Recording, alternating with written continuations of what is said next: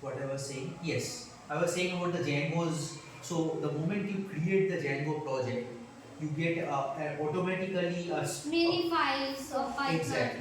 And some another files like SQL is there, data that you show that data structure, MySQL. So Django actually automatically creates a database file for you, which is in the format called SQL. Dot SQL, something Dot named SQL. dot SQL.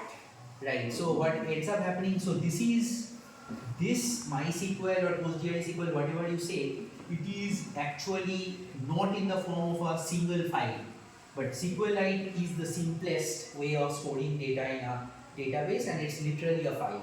So Django will create a file for you which you can automatically use.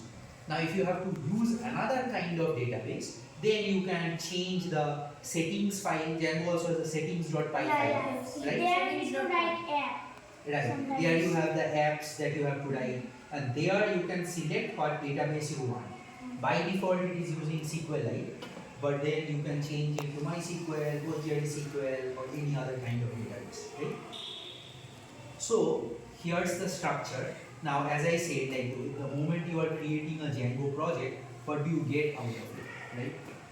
What you get out of the Django project is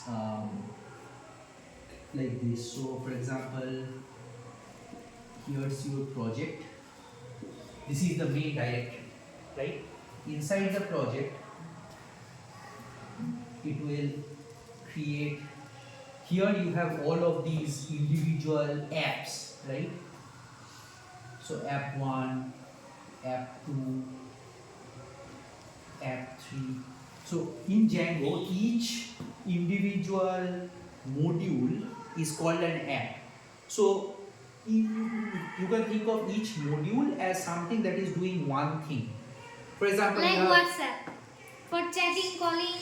So for example, you have like a student website, right? A student course website. Yeah. So suppose you have an app which is only having data about courses, another one which is about students, another one which is about your leaderboard, and then each of this is an app. Each of this will be a separate directory like that, right?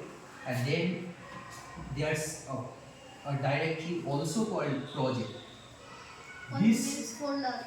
This is also a folder. Yeah. This is also a folder Django creates automatically with the same name. So whatever the name is, for example, you are writing Pyversity here, you will also find Pyversity here, right? And they need to create an app file folder also. Right.